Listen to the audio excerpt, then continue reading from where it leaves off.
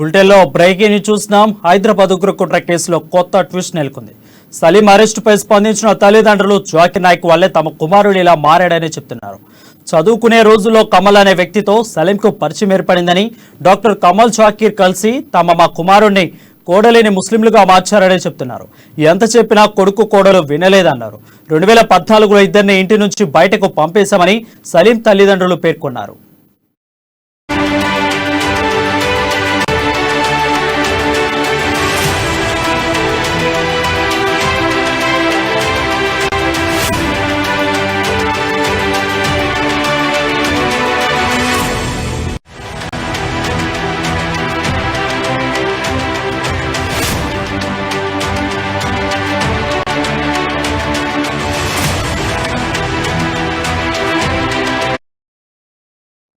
హైదరాబాద్ ఉగ్రకుట్ర కేసులో కొత్త ట్విస్ట్ నెలకొంది. సలీం అరెస్టుపై స్పందించిన తల్లిదండ్రులు జాకిర్ నాయక్ వల్లే తమ కుమారుడు ఇలా మారాడని చెప్తున్నారు.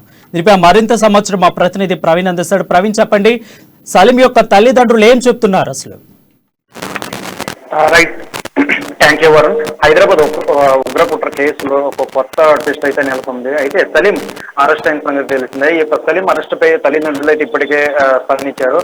జాకీర్ నాయక్ అనే ఒక అతని వల్లే తన కుమారుడు ఈ విధంగా మారాడు, ముస్లింలోకి మారాడు. ఒక చదువుకునే రోజుల్లోనే అలాగే కమల్ అనే వ్యక్తితో కూడా ఈ విధంగా పరిచయం ఏర్పడిందని చెప్పేసి ఈ యొక్క డాక్టర్ కమల్ అలాగే జాకీర్ కలిసి తమ కుమారుడిని అలాగే కోడల్ని ఒక ముస్లింగా మార్చారని చెప్పేసి తల్లిదండ్రులు అయితే సలీం తల్లిదండ్రులతో ఆరోపిస్తారు. అయితే అప్పుడు ఎంత చెప్పినా సరే ఇక కోడలు కొడుకు వినలేదన్నారు. అయితే 2014లోనే వీళ్ళిద్దరిని కూడా ఇంటి నుంచి బయట పంపించామని చెప్పేసి తల్లిదండ్రులు అయితే కోరుకున్నారు. అయితే మనం చూసుకున్నట్టయితే హైదరాబాద్ ఇంటెలిజెన్స్ ఆపరేషన్ అలాగే ఉగ్రకుట్ర కేసులో మరో ఇద్దరు అరెస్ట్ అయినట్టు కూడా తెలిసింది. అయితే హైదరాబాద్ టెర్రరిస్ట్ ఉగ్ర కార్యకలాపాలకు అడ్డాగా మారుతున్న ఇక హైదరాబాద్ లో ఇద్దరు టెర్రరిస్ట్ సానుభూతులను అయితే అరెస్ట్ చేశారు. అది ATS counter intelligence joint operation లో భాగంగా బాబానగర్ చంద్రనాయనగుట్టలో ఈ ఇద్దరిని అదుపులోకి తీసుకున్నట్లు కూడా మనకి సమాచారం ఉంది. అయితే మరోవైపు HUT ఉగ్రవాద కార్యకలాపాలపై దర్యాప్తు అనేది ముమ్మరం చేస్తున్నారు అయితే పోలీసులు. అయితే ఇటీవల మనం చూసుకున్నట్లే హైదరాబాద్ లో 6గురిని అరెస్ట్ చేశారు. భోపాల్లో 11 మందిని అదుపులో తీసుకున్నారు. అయితే తాజాగా ఇక్కడ ఇద్దరు అరెస్ట్ అయ్యే సంఖ్యతో మొత్తంగా 19 అయితే చేరింది.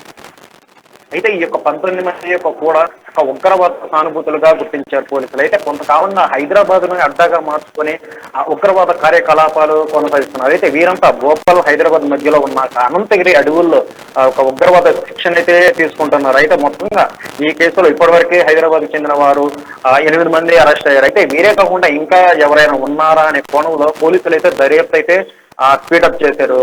Varun, thank you Praveen.